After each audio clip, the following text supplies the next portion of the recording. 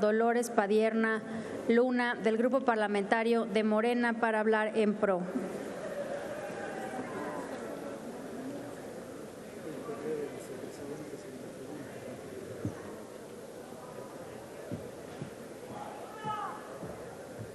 Gracias, presidenta. Adelante, diputada. Para este importantísimo tema, tal vez valga la pena recordar 4 fechas muy importantes. La primera, en la Constitución de 1917, que fue la primera constitución social del mundo, una de las más grandes y más importantes en materia de derechos sociales. Otro, tal vez mencionemos la década de los 40 y 50, donde se creó el IMSS y el ISSSTE para todo el sector asalariado, dejando fuera, por desgracia, a el resto de la población, y nació así un sistema de salud fragmentado. Otro, 1981, cuando se instaura el modelo neoliberal, donde se focalizan los derechos constitucionales y donde inicia un recorte sistemático del gasto público que duró hasta hace 2 presupuestos. Que, por cierto, ese sistema focalizado descargó en la familia y ya no en el Estado la garantía de los derechos.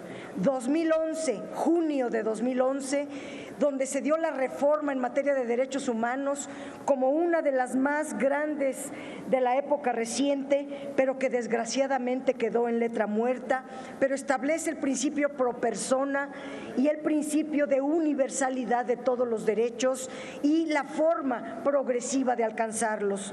Y ahora, 2020, que se constitucionalizan los derechos en cuestión de esta reforma. Se propone modificar el párrafo 4 para contemplar el derecho a la salud, pero yo quiero subrayar la concurrencia entre la Federación y los estados de los derechos consagrados en el 4º constitucional. Por otro lado, aquí se menciona en la reserva, pues se enfatiza el término prioridad y se exponen, quiero exponer las razones. El esquema de salud que se contempla, como está hoy, pues es el IMSS, el ISSSTE, Pemex, Sedena y Semar, que tienen como beneficiarios a todos los trabajadores asalariados, jubilados y sus familias. Los programas e instituciones que atienden a la población sin seguridad social es el otro, que se denomina Sistema de Protección Social en Salud. Aquí los atiende la Secretaría de Salud, los servicios estatales de salud, el programa IMSS Bienestar y lo que era el Seguro Popular, que hoy es el INSABI. Y los beneficiarios son el resto de la población, los autoempleados, los trabajadores del sector informal, los desempleados y todas las personas que están fuera del mundo de trabajo por el desempleo que hay en el país. Por otro lado está el sector privado, al cual acuden los que tienen posibilidad de pagar. El sistema de salud pues se caracteriza por su fragmentación y por la desarticulación, esto lo dicen los académicos, y hay una carencia de seguridad social que, de acuerdo al Coneval, en 2015 es de 58.5% de la población, es decir, hablamos de 70.1 millones de personas a nivel nacional. Así heredamos el problema que ahora con el INSABI vamos a corregir. La reforma constitucional que se plantea, permítame un segundo, pone por favor. el énfasis. Un segundo, por favor, diputada. ¿Con qué objeto, diputado Héctor Jaime?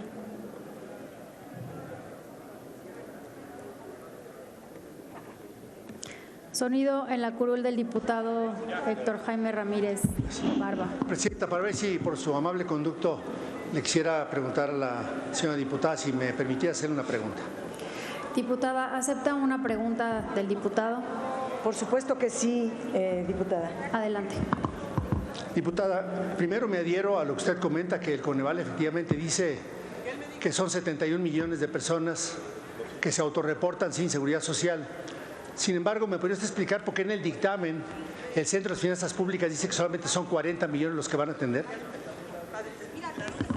Por supuesto que tengo respuestas y qué bueno que usted me pregunta, señor diputado, porque el sistema de salud para el bienestar, lo dice la reserva que acaba de leer mi compañera presidenta Miroslava, es, y lo dice claramente, para garantizar la extensión progresiva de los servicios de salud de quienes no cuentan con seguridad social.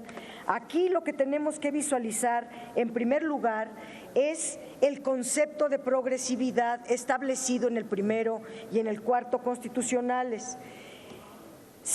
Primero se inicia con el máximo de los recursos disponibles. El máximo de los recursos disponibles el día de hoy alcanzó para 40 millones. Pero como esta reforma es constitucional, obliga al Estado mexicano, entre los cuales se inscribe la Cámara de Diputados. A partir de que votemos a favor esta reforma, será la Cámara de Diputados, única facultada en la Constitución para asignar presupuesto, quien deberá garantizar el principio de progresividad de este derecho de salud para que año con año aumente los recursos públicos hasta alcanzar el universo de los que carecen de este derecho. Es decir, esta Cámara de Diputados, con esta nueva mayoría, va a revertir el grave perjuicio que se le hizo a la población mexicana de focalizar, por un lado, los programas, de darle a unos pocos, de ir recortando, porque si usted gusta profundizo, y tengo el historial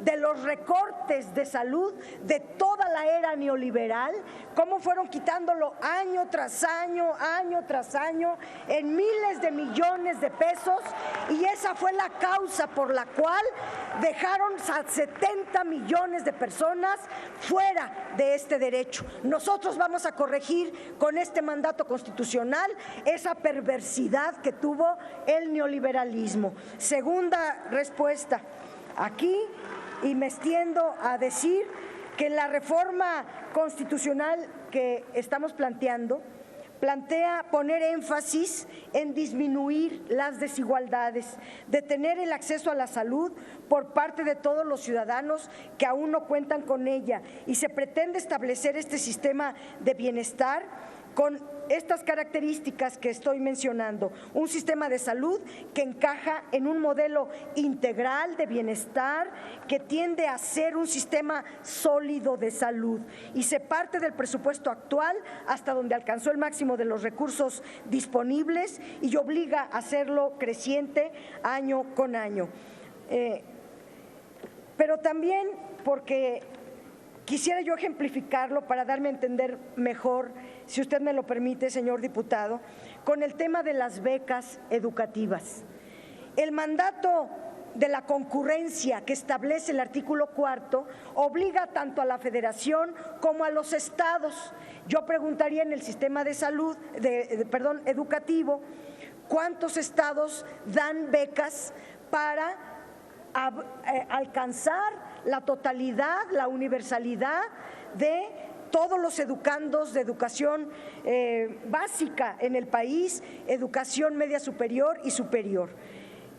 Por ejemplo, la Ciudad de México, con la doctora Claudia Sheinbaum como jefa de gobierno, ella otorga al 100% de los estudiantes de preescolar, primaria y secundaria una beca educativa, y esta beca es de carácter universal. Luego, el gobierno federal otorga al 100% de los estudiantes de nivel medio superior, a todos los estudiantes de vocacionales, preparatorias, bachilleratos, etcétera, etcétera, y estamos hablando ya de una universalidad a ese nivel. El tema de la progresividad empieza a aplicarse en educación superior, donde el máximo de los recursos disponibles hasta ahorita dio para 500,000 de estudiantes, pero son millones en el país y esta Cámara año con año deberá hacer progresivo el presupuesto para que alcancen las becas también al 100% de los estudiantes a nivel superior. Es decir, si la universalidad la respetaran todos los gobernadores en materia educativa, no solo la doctora Claudia Sheinbaum, sino todos los demás, entonces estarían garantizadas las becas para todos los estudiantes de preescolar, primaria y secundaria. Perdón, el diputada, gobierno federal… ¿concluyó su respuesta? No, todavía no. Ok, ya adelante, voy a diputada. concluir la respuesta. Adelante. El gobierno federal atendería toda la educación media superior y comenzaríamos entre todos a ver la educación superior. De esta manera se respetaría el principio de progresividad. Diputada, permítame un segundo, le quiere hacer una pregunta la diputada.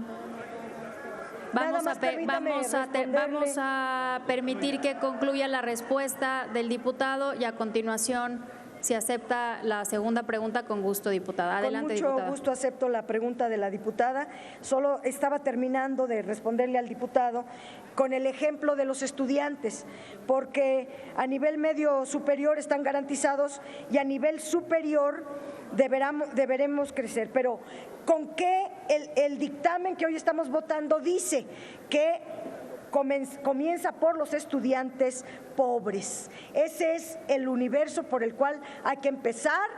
A medida que vaya siendo progresivo el presupuesto, se irá atendiendo a los demás hasta alcanzar la universalidad en este derecho principalísimo que es la educación. En materia de salud, sí existe la concurrencia. El gobierno federal atiende a gran parte, los gobiernos de los estados atienden a otra gran parte y aspiramos que con el INSABI se pueda atender de una mejor manera. Hay 285 hospitales y clínicas abandonados que se están equipando, hay 44,000 millones que este año asignaron para el instituto.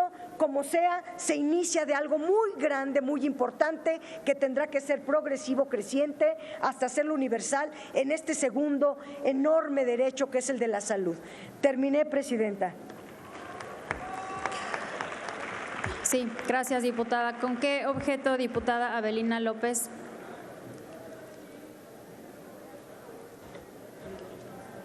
Más bien, me uno a la preocupación y al avance de bienestar que justamente da la reforma al cuarto constitucional. Discúlpeme, diputada, ¿nos puede decir con qué objeto?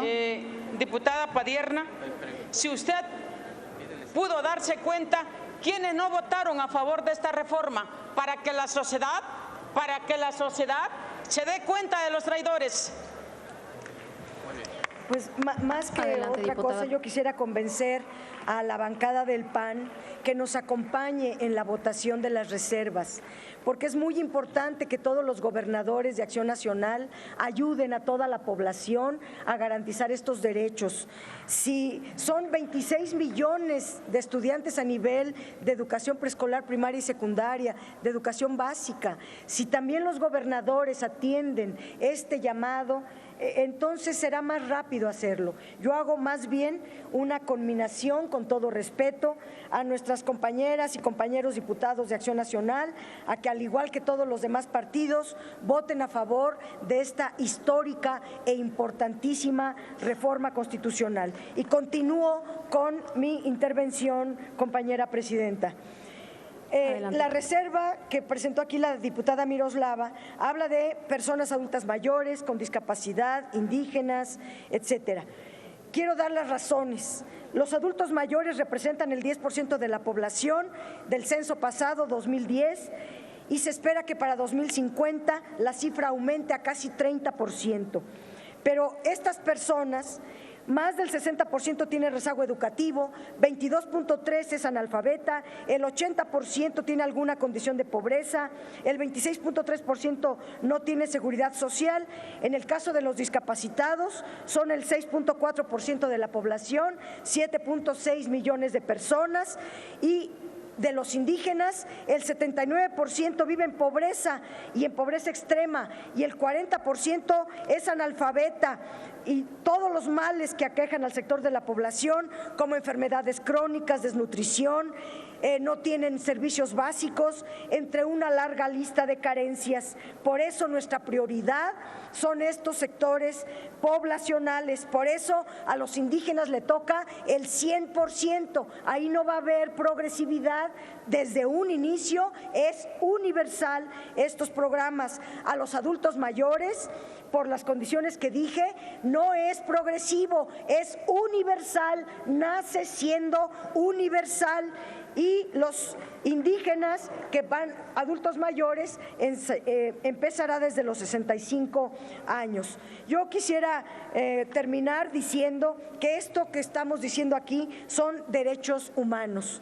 Los diagnósticos de los académicos, de la sociedad, es de que los gobiernos anteriores daban estos apoyos de manera insuficiente, más de discurso, de uso electoral, imperaban actos de corrupción. Todo esto es lo que trata de remediar la reforma constitucional, porque al convertirlos en universal, gobierne quien gobierne, tendrán que darse sin distingo de partidos, etcétera. Y al elevarlo a rango constitucional, se obliga y también a hacer criterios para las leyes secundarias. Con esto se acabarán las prácticas corporativas neoliberales de los programas sociales que imponían criterios arbitrarios, y ahora sí serán considerados derechos humanos con bases para tutelar todas las autoridades que estén en funciones. Muchas gracias. Gracias, diputada. Tiene la palabra el diputado